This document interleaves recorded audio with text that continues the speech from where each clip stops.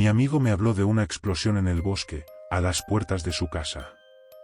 Vive a unos kilómetros de la ciudad, no exactamente en una cabaña, ni siquiera en una granja, sino en una mezcla de ambas cosas, una casa rodeada de árboles, más una arboleda que un bosque en toda regla, un entorno lo bastante rural, como para ser un respiro para los que queremos descansar de la monotonía de los suburbios en constante expansión.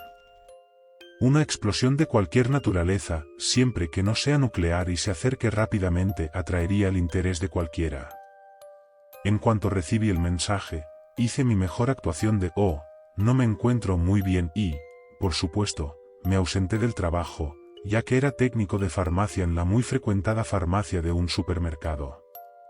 Conduje hasta la casa de mi amigo, que me esperaba en el porche con las linternas en la mano. Estaba oscureciendo y solo quedaba en el cielo la estela anaranjada de la partida del sol. Caminamos entre la maleza, tropezando con enredaderas y arbustos, y haciéndonos tropezar unos a otros cuando se presentaba la ocasión. Por el camino, me explicó que había oído la explosión mientras estaba en su sótano, que había sentido temblar violentamente la tierra por encima y por debajo. Cuando salió, solo vio una fina capa de humo y polvo, ninguna gran bola de fuego, ninguna conflagración que se extendiera, así que supuso que era, seguro, investigar. Entonces, sabiendo que yo querría acompañarle, me envió un mensaje de texto. El lugar de la explosión no estaba muy lejos de su casa, a unos 800 metros. Los árboles cercanos quedaron reducidos a ruinas, la hierba de la zona, incinerada, el aire cargado de algún tipo de estática residual o emisión visualmente indetectable. En medio de la destrucción había un cráter del tamaño de una casa, de varios metros de profundidad y ennegrecido por lo que hubiera causado la detonación o el impacto. Extrañamente, a pesar de lo espeso con algo que se sentía el aire, no estaba caliente, la atmósfera general no se había calentado por la violencia ambiental. Mi amigo, por razones de privacidad, llamémosle Oscar, tocó tentativamente el suelo calcinado alrededor del cráter, e informó de que no estaba demasiado caliente, que podíamos caminar sobre él sin miedo a quemarnos los zapatos. Sin más investigación ni precaución, se deslizó hasta la depresión y empezó a rebuscar entre los escombros. Con un poco más de precaución, me uní a él y confirmé que, efectivamente, el suelo solo estaba tibio, nada que ver con la tierra quemada por el calor que cabría esperar encontrar en un lugar tan recientemente craterizado. Sondeamos durante unos minutos, pero no encontramos nada que nos diera una idea de lo que había ocurrido exactamente. Decepcionados, trepamos por la pared curva del cráter, subimos al borde y nos sentamos en él. Especulé que, en lugar de haber detonado algo, algún objeto había caído del espacio y se había desintegrado al impactar. Oscar replicó que, aunque era igualmente probable, debería haber quedado algún resto, por pequeño que fuera, del objeto celeste. Ninguno de los dos éramos geólogos, físicos o astrónomos aficionados, por lo que los detalles de nuestras observaciones eran limitados y nuestras conjeturas rudimentarias. Cuando llegó la noche y el frío que la acompañaba, decidimos volver a su casa y denunciar el incidente a las autoridades, ya que al parecer no se habían enterado de nada, basándonos en el hecho de que nadie había venido a investigar en los 30 minutos o así que habíamos pasado merodeando por la zona. De vuelta a casa de Oscar, decidimos hacer lo que solíamos hacer juntos, intentar comunicarnos con el otro lado. Oscar es lo que podríamos llamar un tipo con una afición ligeramente morbosa, pero sobre todo entretenida, pero Oscar se llama a sí mismo ocultista novato. En los 3 años que hace que lo conozco, ha incursionado de forma amateur en todo tipo de prácticas, actividades y estudios ocultos y sobrenaturales. Nada ilegal ni moralmente cuestionable, no tiene mal corazón ni es un curioso descuidado, pero es un área de interés que le apasiona y a la que se dedica casi todas las noches. Como aficionado a los medios de terror, yo solía ser su ayudante, al menos en la preparación de cualquier sesión de espiritismo o investigación que tuviera planeada. Rara vez dirigía yo mismo, con igual categoría, los rituales y ceremonias. No por miedo a repercusiones espirituales negativas, sino porque los rituales, a menudo absurdos, solían requerir la memorización de conjuros, gestos y posturas invocadoras y otras demostraciones aprendidas que yo no tenía tiempo, ni me importaba, de memorizar y llevar a cabo. Y, como habrá sospechado, nunca establecimos ningún contacto real y demostrable con entidades de ultratumba o seres ajenos a la esfera mundana de la existencia. Ni una sola vez invocamos desde las bóvedas físicamente inaccesibles del espacio y el tiempo a entidades de un orden biológico diferente. Los negros abismos entre los mundos no fueron atravesados, a nuestra llamada, por formas de vida alienígenas o fuerzas itinerantes de luz y energía. Pero era divertido hacerse eco de sus salvajes llamadas e imitar sus tontos gestos en la oscuridad de la noche, y normalmente después veíamos alguna película o jugábamos a algún juego en el que la gente tenía mucho más éxito, en su beneficio o en su detrimento, a la hora de invocar las cosas mencionadas. Supongo que Oscar estaba un poco desanimado por la inocuidad del cráter, porque sugirió o más bien insistió apasionadamente que profundizáramos más, que dejáramos a un lado las trivialidades habituales de su afición, y en su lugar, echáramos nuestras redes en los recovecos más recónditos, pero no del universo, ni de alguna dimensión definida abstractamente. Oscar quería invitar a su sótano lleno de recuerdos de videojuegos a las fuerzas impensadas que aún no existían, que aún tenían que ser creadas por algún ser superior o forjadas por las partículas fundamentales del universo. Lo explicaba así. La razón por la que no hemos tenido noticias de nadie, la razón por la que nadie responde a nuestras llamadas, es porque ya han estado en contacto con los humanos. Cualquiera que esté dispuesto a hablar con nuestra especie ya lo está haciendo, mientras hablamos, con aquellos que les llamaron años, década antes. ¿Por qué alguien querría hablar con nosotros, específicamente? Dos tipos al azar. Somos noticia vieja. Los seres de ahí fuera saben que no hay nada de valor que puedan aprender de nosotros, nada que sepamos que no puedan decirles personas mejor preparadas y con más conocimientos que nosotros. Así que, en lugar de perder el tiempo buscando algo dentro de este reino, vayamos aún más lejos, intentemos contactar con alguien, con algo en el dominio informe de lo increado. Cuando la noche estuvo bien asentada, limpiamos el espacio frente a su televisor de las diversas cajas de juegos y envoltorios de bocadillos que lo llenaban, y nos sentamos en la alfombra de hilos ásperos que había conseguido en alguna casa de empeños hacía meses. Esperaba que sacara y ordenara su colección de velas e incensarios, pero la única parafernalia que sacó fue un reloj de bolsillo mecánico. Era viejo, claramente una antigüedad, la carcasa ligeramente deslustrada y el cristal descolorido como con la acumulación interior de polvo. A pesar de su antigüedad, las agujas parecían funcionar. Hay alguien ahí fuera, una entidad que vive en la frontera de este universo, que se hace llamar el Orólogo Negro. No contactaremos con él, pero aprovecharemos su poder, una habilidad que posee. Es un jardinero del tiempo exterior, capaz de nutrir, cultivar o detener su paso. He leído sobre él y sus agentes, y aunque todos son peligrosamente siniestros, creo que podemos acceder a su poder sin que se den cuenta de nuestra presencia, como si nos agarráramos a un vehículo en marcha mientras vamos en monopatín. El conductor no se daría cuenta de nuestra presencia, a menos que mirara por el retrovisor. Asentí con la cabeza, comprendiendo la analogía, aunque no la mecánica de cómo accederíamos exactamente a este poder, teniendo en cuenta nuestra incapacidad anterior para establecer contacto incluso con los espíritus más básicos. Usando este reloj de bolsillo, que ha sido, en una palabra, santificado por el Orólogo Negro, me convertiré temporalmente en un orólogo ungido, un sirviente del Orólogo Negro. Una vez que tenga ese estatus, me proyectaré hacia adelante en el tiempo hasta que supere incluso ese fenómeno ultraelemental, y alcance el dominio de los increados, quienes, en virtud de su no existencia, conocen todo lo que fue, es y será. Conversaré con ellos y aprenderé de todas las cosas. Y entonces volveré mi espíritu a mi cuerpo, y compartiré el conocimiento irreal contigo. Juntos, seremos por fin aclamados investigadores no solo de lo paranormal, sino también de lo paratemporal. Mis respuestas a estas proclamaciones grandiosas y cósmicamente dramáticas fueron suficientes para animarle amistosamente, sin parecer burlón o insincero. No creía en absoluto en la verosimilitud de esta última conjetura, y supuse que el reloj de bolsillo había sido de su abuelo, de quien había heredado la casa, y que el Orólogo Negro podía ser incluso una referencia al propio anciano. Aún así, estaba entusiasmado, aunque solo fuera por ver una nueva actuación de Oscar, que siempre utilizaba todo el potencial de su educación como niño de teatro. No había previsto cómo pensaba utilizar el reloj de bolsillo.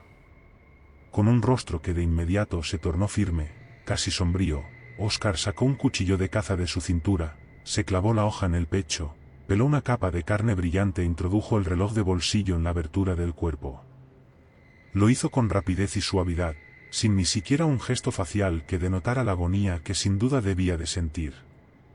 Sucedió demasiado deprisa para que yo pudiera interrumpirlo. La transición de la excitada divagación a la austera automutilación fue extrañamente fluida. Sentado en la alfombra, con la espalda perfectamente recta y las piernas cruzadas, Oscar cerró los ojos y se quedó más quieto que ninguno de los objetos inanimados que nos rodeaban. Asumió un estado de inmovilidad absoluta que, de algún modo, me pareció coherente incluso a nivel celular, una quietud atómica como si simplemente hubiera parpadeado en otra dimensión, dejando solo una imagen de sí mismo en nuestro reino. Incluso la sangre de la herida del pecho, que seguía abierta, había dejado de manar. Un río helado de color carmesí se deslizaba por su camiseta verde, como una espantosa carretera de ladrillos rojos que se estrechaba hasta convertirse en un extenso bosque. Un momento después, oí un fuerte tic-tac, como si hubiera muchos o solo unos pocos enormes relojes detrás de los muros que nos rodeaban. El tic-tac era desagradablemente audible, una cuenta atrás ominosa hacia algún acontecimiento desconocido pero desagradable. Solo cuando cerré los ojos y mis oídos se concentraron en la fuente, me di cuenta de que los sonidos provenían del pecho de Oscar. Su rostro seguía congelado, al igual que el resto de su cuerpo, pero el tic-tac mecánico de las agujas de un reloj que giraban lentamente resonaba en su pecho. Me quedé mirando horrorizado la horrible imagen de mi amigo automutilado, sin saber qué hacer. Una parte de mí quería meter la mano en la herida y sacar el reloj de bolsillo para silenciar el espantoso y enloquecedor tic-tac. Otra parte de mí, una de la que me avergüenzo bastante, quería que me marchara, que huyera de la casa de mi amigo, no fuera que me llevara cualquier espíritu, presencia o repentina aflicción de locura que le hubiera poseído. Pero, a pesar de la potencia de este último impulso cobarde, me quedé. Antes de que pudiera pensar en otra cosa que hacer, mi atención se desvió del cuerpo inmóvil de mi amigo y se dirigió a la única ventana del sótano, que daba al patio trasero a ras de suelo.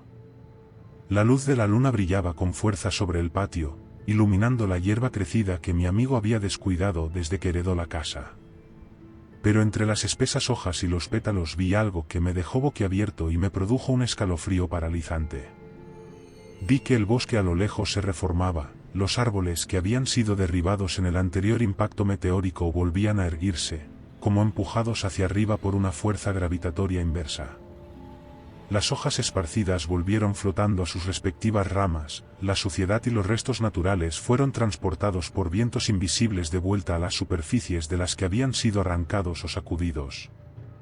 Era como si el impacto, la explosión y sus desastrosos efectos se invirtieran, como si las manecillas del tiempo se rebobinaran.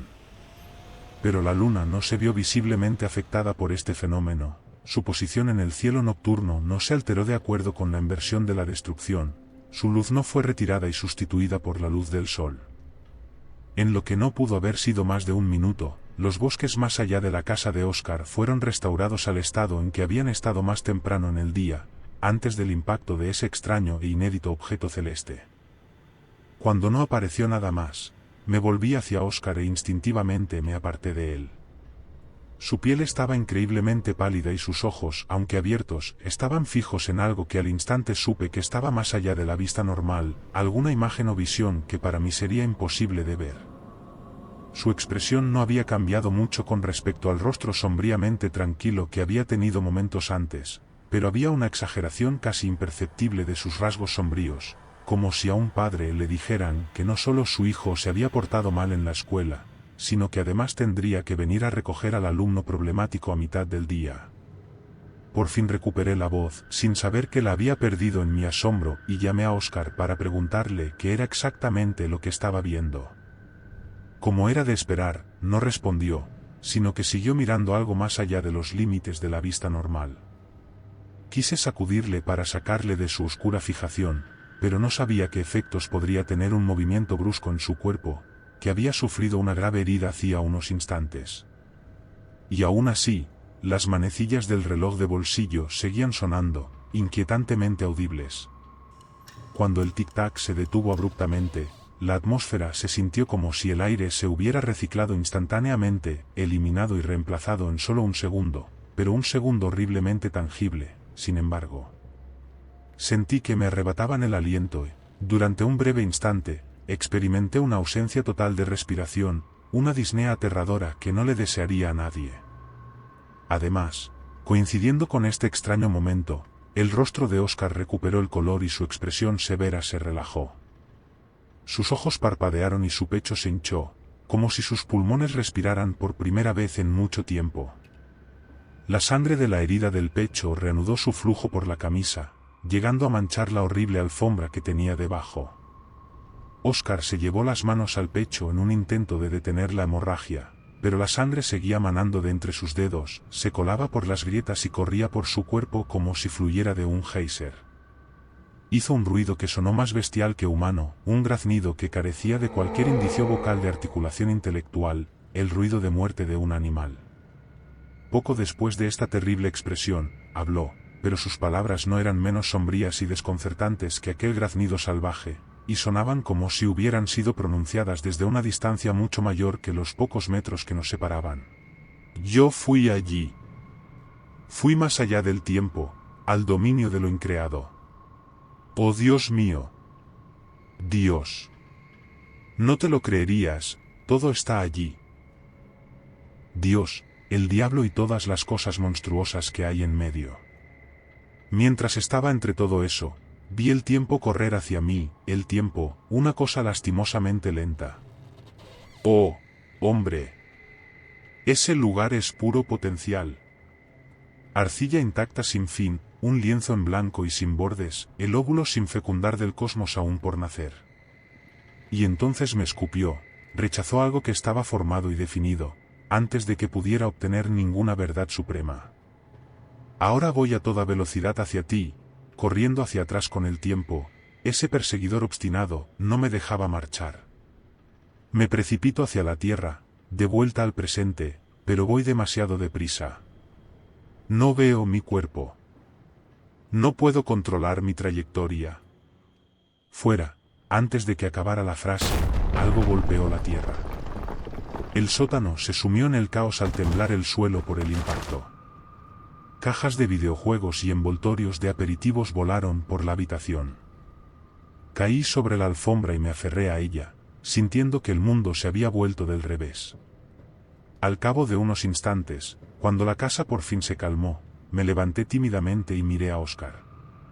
Su cuerpo yacía en el suelo, cubierto de envoltorios de bocadillos y polvo. En un breve momento de excitación, me di cuenta de que la herida del pecho estaba cerrada, como si el tiempo hubiera retrocedido hasta antes de que se cortara. Incluso su ropa estaba libre de manchas de sangre, al igual que la alfombra.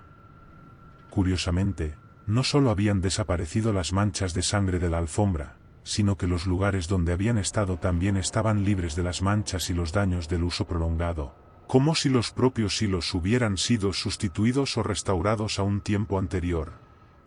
El reloj de bolsillo estaba en su mano, pero al ver esto, la emoción desapareció de mi cuerpo y el miedo volvió a surgir en mi corazón. El reloj de bolsillo estaba agarrado por lo que era innegablemente la empuñadura de un hombre muerto. Los ojos de Óscar, todavía fijos en un punto, habían perdido su brillo intrínseco, se habían vuelto verdaderamente inconscientes del entorno inmediato. Con la inversión de los acontecimientos, Óscar había muerto, su alma, comprendí con sombría certeza, había sido el objeto meteórico. Eso explicaba por qué no había nada que ver cuando examinamos el cráter ese mismo día. El alma, el espíritu humano, esté hecho de lo que esté hecho, es evidentemente invisible a simple vista, o es tan débilmente fantasmal que se había desintegrado por completo tras el impacto. Cerré los ojos de mi amigo, le arranqué el reloj de bolsillo de la mano y lo llevé arriba. Dejé su cuerpo en una silla del salón y llamé a la policía, con la esperanza de que esta vez respondieran, ya que aún no habían venido a investigar el meteoro. Le dije a la operadora de emergencias que había sufrido un infarto y no mencioné el reloj de bolsillo ni su viaje cósmico a través del tiempo. Si esta historia te ha dejado intrigado, no olvides hacer clic en el botón me gusta y suscribirte al canal para más cuentos sombríos y enigmáticos. ¿Quién sabe qué próximo misterio nos aguarda en las profundidades de lo desconocido? Manténganse atentos y nos vemos en nuestra próxima aventura. Hasta la próxima.